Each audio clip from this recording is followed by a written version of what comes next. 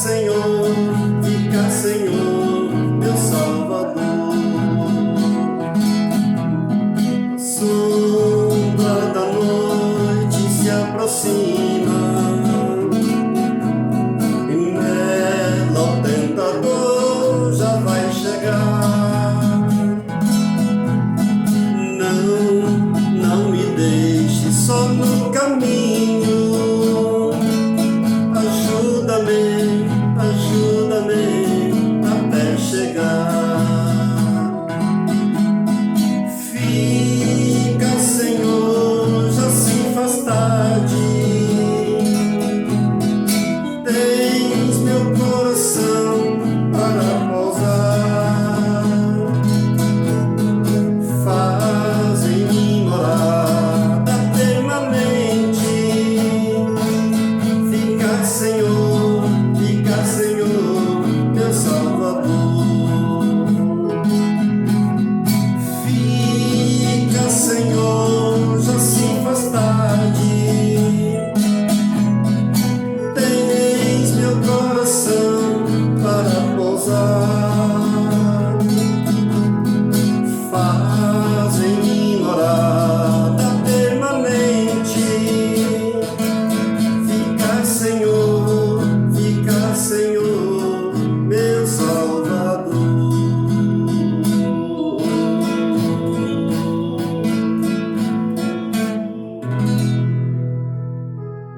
Olá, queridos irmãos, a paz bendita e gloriosa de nosso Senhor e Salvador, Cristo Jesus, esteja aí no teu coração, no teu lar. Estamos iniciando hoje o mês de julho e eu desejo que você tenha um mês abençoado junto aos seus, em nome de Jesus.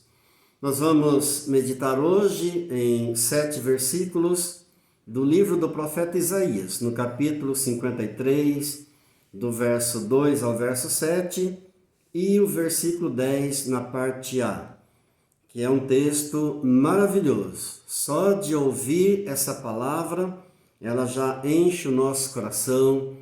Então eu quero fazer a leitura com você antes da nossa oração inicial. Diz assim a palavra de Deus, Isaías 53, do 2 ao 7. Porque foi subindo como renovo perante ele, como raiz de uma terra seca, não tinha aparência e nem formosura. Olhámo-lo, mas nenhuma beleza havia que nos agradasse. Era desprezado e o mais rejeitado entre os homens, homem de dores e que sabe o que é padecer. E como um de quem os homens escondem o rosto, era desprezado e dele não fizemos caso. Certamente ele tomou sobre si as nossas enfermidades, as nossas dores, levou sobre si, e nós o reputávamos por aflito, ferido de Deus e oprimido. Mas ele foi traspassado pelas nossas transgressões e moído pelas nossas iniquidades. O castigo que nos traz a paz estava sobre ele, e pelas suas pisaduras fomos sarados. Todos nós andávamos desgarrados como ovelhas, cada um se desviava pelo caminho, mas ao Senhor fez cair sobre ele a iniquidade de todos nós.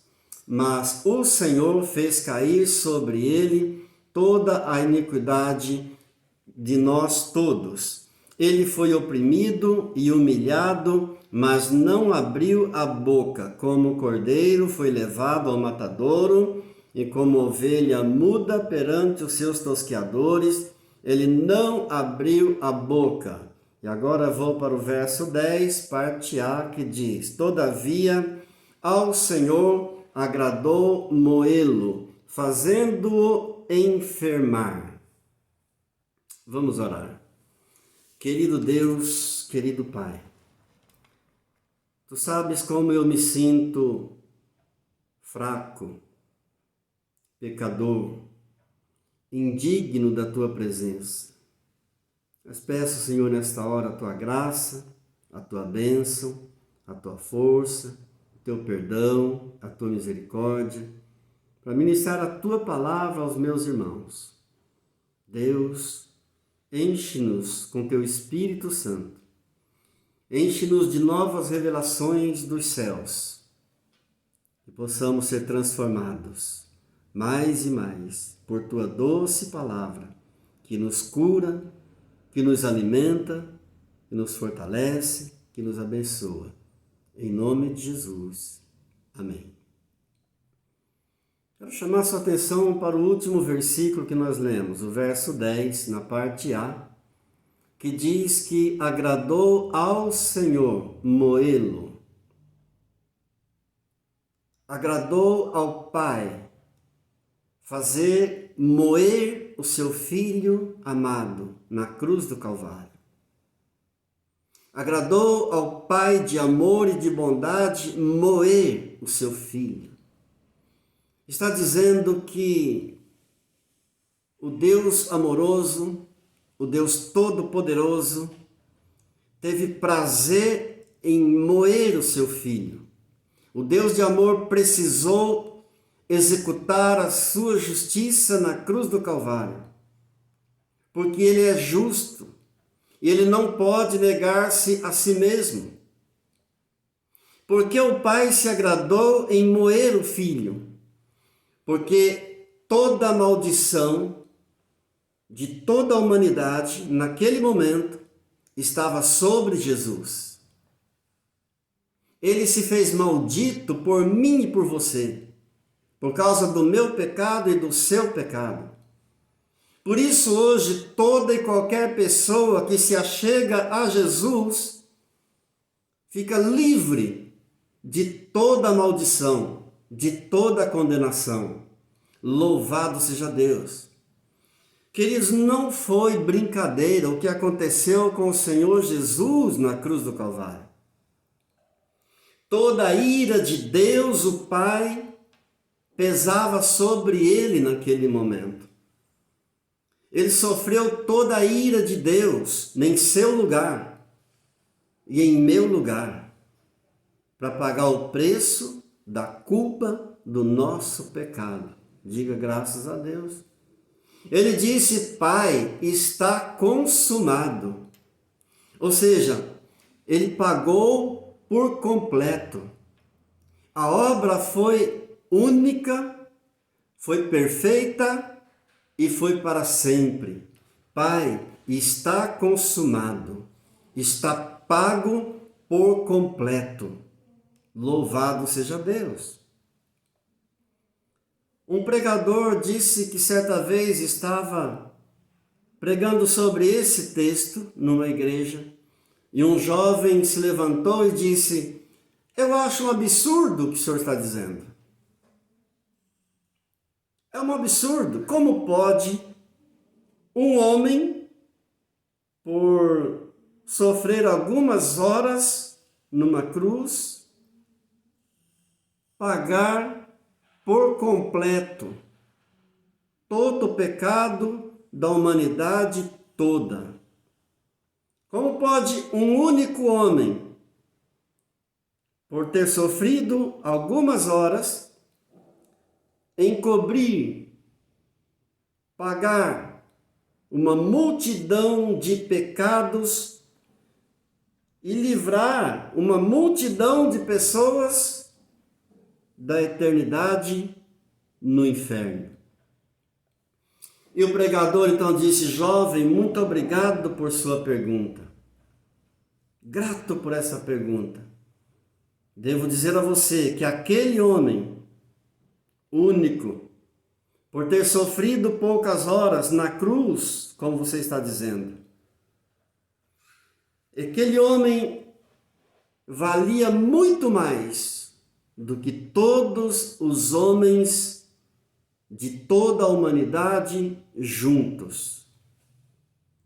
Por ter sofrido algumas horas naquela cruz, ele pagou o preço de todo o pecado de toda a humanidade e livrou uma multidão de passar a eternidade no inferno, porque ele valia muito mais do que todos. Se pudéssemos tomar todas as coisas que há no mundo, pudéssemos tomar todas as montanhas, todos os mares, todos os animais, todos os planetas, todas as estrelas, e se pudéssemos colocar em uma balança de 2 pratos, pudéssemos colocar todas as coisas do mundo em um prato, de um lado de uma balança, e o Senhor Jesus no outro prato, do outro lado da balança, o Senhor Jesus sozinho pesaria mais do que todas as coisas que existem no mundo. Graças a Deus. Ele morreu na cruz do Calvário, sofrendo a ira de Deus. Sabe o que diz na lei? Na lei de Deus está escrito em Deuteronômio capítulo 27, verso 26. Maldito é todo aquele que não cumprir com todas as palavras desta lei. Isso significa que o pecado do pecador torna o pecador tão vil. O pecado do pecador torna o pecador tão desprezível diante de um Deus santo, diante de um céu santo, que a última coisa que esse pecador vai ouvir, quando der o primeiro passo em direção ao inferno, ele verá toda a criação de pé, aplaudindo a Deus e louvando a Deus por ter livrado a terra daquele pecador. Graças a Deus. Diga, Deus é bom. Deus é maravilhoso. E a sua misericórdia dura para sempre. A palavra de Deus nos diz em Gálatas, no capítulo 3 e no verso 13, que Cristo nos resgatou da maldição da lei, fazendo-se Ele próprio maldição em nosso lugar. Porque está escrito, maldito todo aquele que é pendurado em madeiro. Amado, de onde vem o seu temor para com Deus? Vem disso aqui, vem dessa palavra. De onde vem o zelo pela Bíblia, a palavra de Deus? Vem dessa palavra de Gálatas 3,13. Cristo nos resgatou da maldição da lei, fazendo-se Ele próprio maldição em nosso lugar, porque está escrito, maldito todo aquele que é pendurado em madeiro. E se não vier dessa palavra, é idolatria. Se o temor a Deus, se o zelo a Deus, se o temor à palavra, se o zelo para com a palavra de Deus não vier disso, é idolatria, é heresia, é doutrina de homens. Diga graças a Deus. Graças a Deus. Está dizendo a palavra que eu li com você em Isaías, que o seu rosto foi desfigurado. Amados, nós somos controlados por aquilo que Jesus fez. O seu rosto foi desfigurado, diz o versículo 2, que eu li em Isaías capítulo 53. Não tinha aparência e nem formosura. Olhámo-lo, mas nenhuma beleza havia que nos agradasse. Que beleza pode haver em alguém com seu rosto desfigurado pelas chicotadas que levou?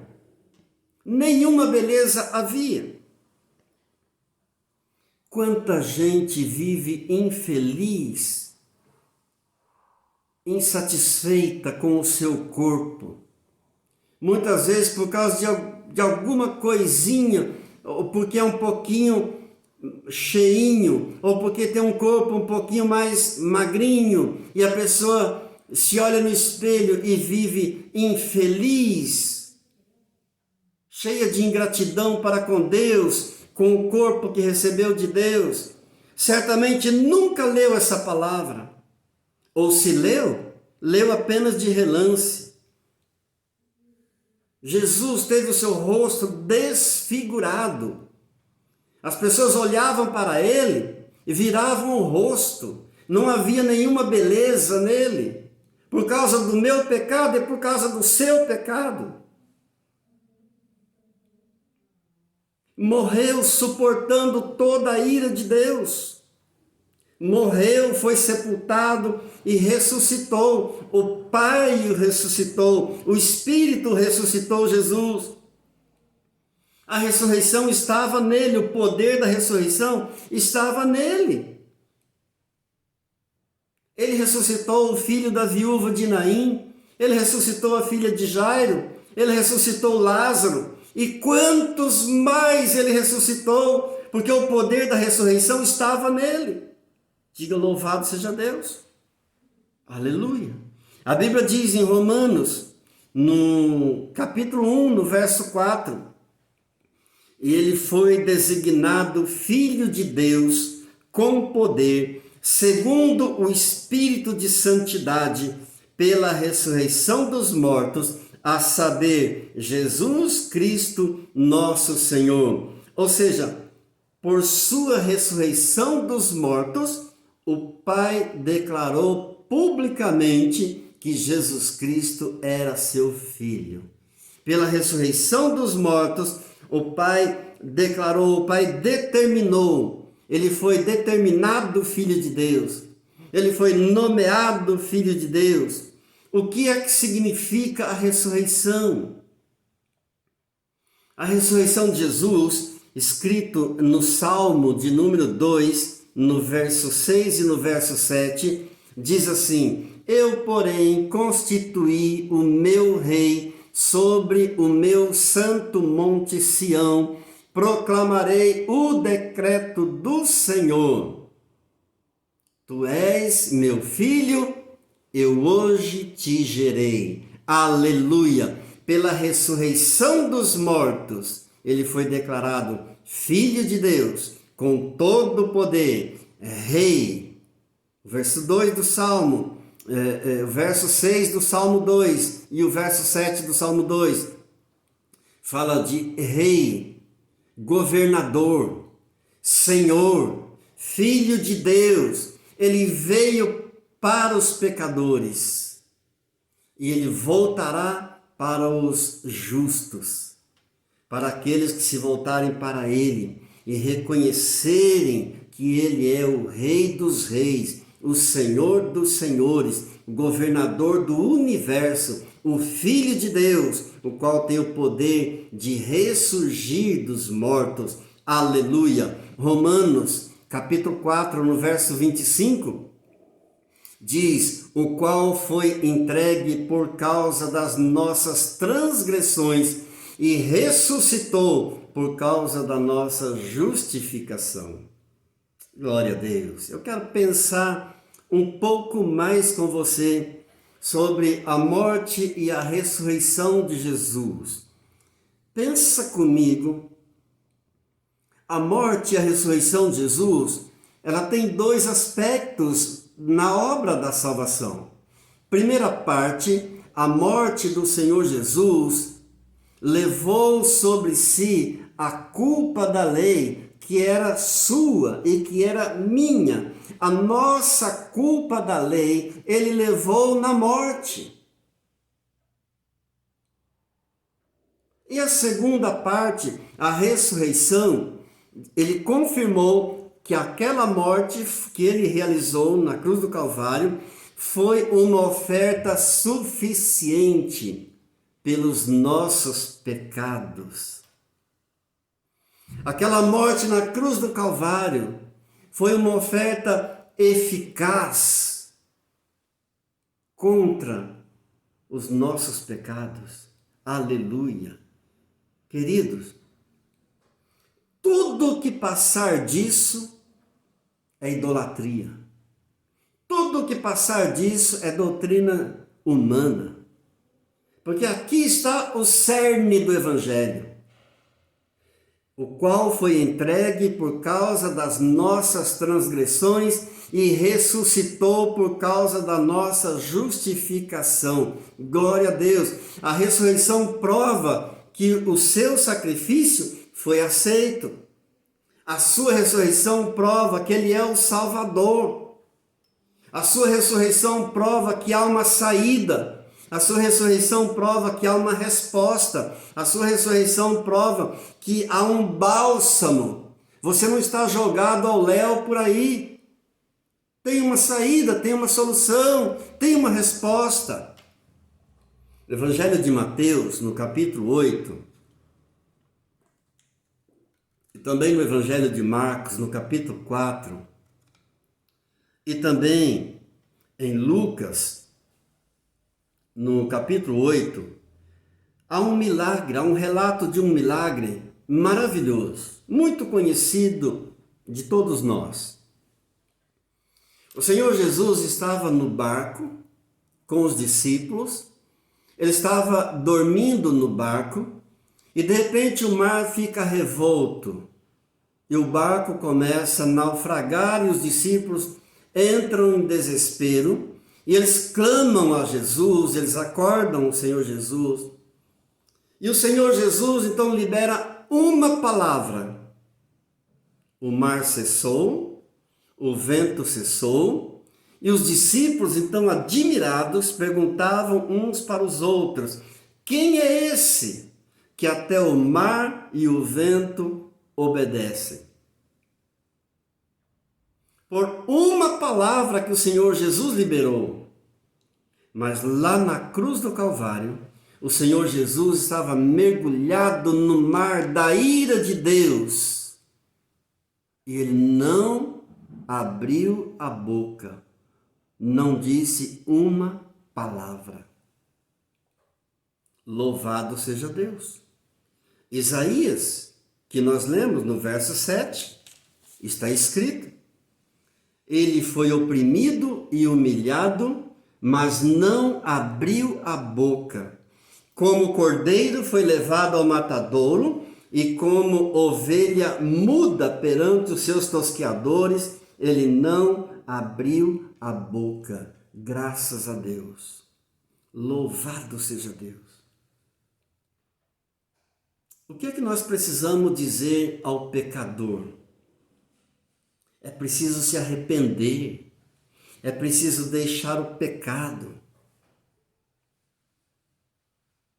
Está dizendo que ele foi oprimido, humilhado, como cordeiro, levado ao matadouro, não abriu a boca, como ovelha.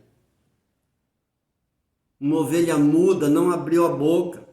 Para pagar o preço do meu pecado, do teu pecado, é preciso arrepender do pecado, é preciso deixar o pecado, é preciso crer no Evangelho. Nós precisamos dizer isso ao pecador, que ele precisa deixar o pecado, precisa se arrepender, precisa crer no Evangelho.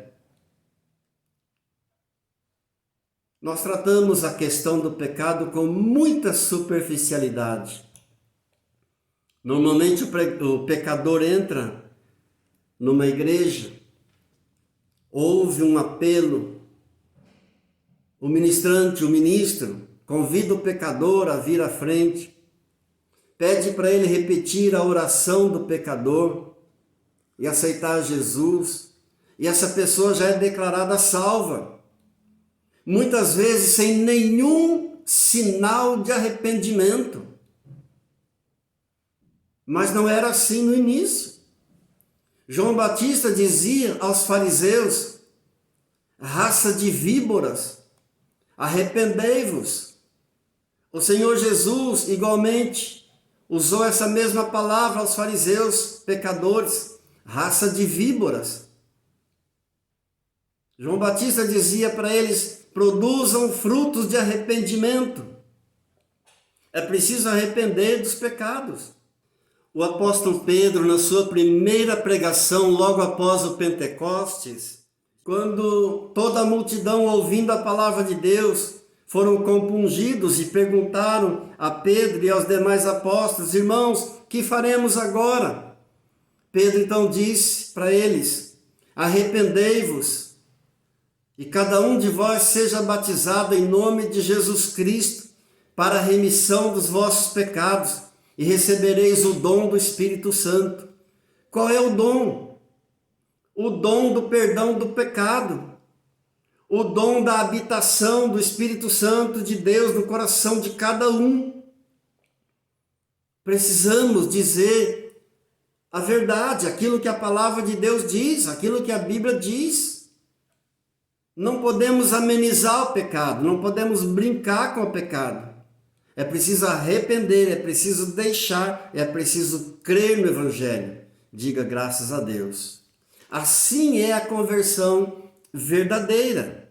E depois, aquela pessoa então vai dar uma continuidade no seu caminhar com Deus. Depois de arrepender, depois de crer no Evangelho, depois de deixar o pecado, então ele vai prosseguir a sua caminhada com Deus. E nós sabemos que não é fácil. É preciso um esforço. Demanda coragem. Demanda um esforço. Jesus diz em Lucas capítulo 13, verso 24: esforçai-vos por entrar pela porta estreita, pois eu vos digo que muitos procurarão entrar e não poderão. Jesus está dando uma ênfase aqui a uma determinação pela salvação. O pecador precisa estar determinado à salvação, a buscar a salvação, a querer a salvação. E as promessas são maravilhosas. E são muitas. Por exemplo, em Filipenses, no capítulo 1, no verso 6, o apóstolo Paulo nos diz de que aquele que começou boa obra em vós há de completá-la até o dia de Cristo Jesus. Apocalipse, capítulo 3, verso 21, outra promessa maravilhosa: ao vencedor dar-lhe-ei sentar-se comigo no meu trono, assim como também eu venci e me sentei com meu Pai no seu trono. Não podemos falar de um evangelho light. É pela graça que somos salvos? Sim. Pela graça sois salvos. Mas ele chama de vencedor. Aquele que conquistar a salvação, aquele que chegar à salvação, é chamado de vencedor. A palavra vencedor indica que houve uma luta, houve um esforço, houve um sacrifício. Por isso que Paulo concluiu no final da sua vida dizendo: combati o bom combate, completei a carreira, guardei a fé. É pela graça que somos salvos. O preço já foi pago por Cristo Jesus na cruz do Calvário. Mas é preciso um esforço, é preciso querer, é preciso arrepender dos pecados, confessar os pecados, deixar os pecados e seguir. Jesus disse: aquele que perseverar até o fim será salvo. Eu quero orar por você nesta hora. Eu quero profetizar sobre a tua vida e pedir que Deus venha te abençoar mais e mais do que você já está abençoado. E que você possa cada dia mais se levantar na alegria, na força do Espírito Santo e prosseguir. Ele há de completar a boa obra que um dia começou em você. Diga graças a Deus. Pai Santo, Pai querido, eu te louvo por esta vida que está orando comigo agora. Pai, onde esse vídeo, esse áudio está chegando, eu abençoo esse lar, essa família. Eu peço, Deus, em nome de Jesus, o teu renovar a cada dia, a cada manhã. Derrama, Senhor, um batismo de amor, de quebrantamento, de arrependimento, de confissões de pecados. Ó Deus, é um tempo novo, é um tempo de buscar ao Senhor. Pai querido, buscai ao Senhor, diz a tua palavra, invocai enquanto está perto. Pai, nós declaramos, não somos nada sem ti, precisamos da tua graça, da tua força, do teu perdão. Pai, nos abençoa com a tua paz, nos unge a cada dia, a cada manhã. Nos reveste, ó Deus, com um manto de graça, de sabedoria, de poder, de unção. Pai, nós queremos continuar firmes, mas precisamos do Senhor. Se o Senhor não abençoar, nada podemos fazer. Por isso nos rendemos completamente a Ti. Eu abençoo esta vida, este lar, esta família, em nome do Senhor Jesus. Eu profetizo um novo tempo, tempo de paz, de alegria, de vitória, de prosperidade, de cura, de salvação, em nome de Jesus. Amém. Amém. Diga amém, diga graças a Deus. Que a graça do Senhor Jesus, o amor de Deus o Pai e a doce comunhão do Santo Espírito de Deus, a doce consolação do Santo Espírito de Deus, seja sobre a tua vida, sobre o teu lar, sobre a tua família, hoje e sempre. Amém. Graças a Deus. Amém.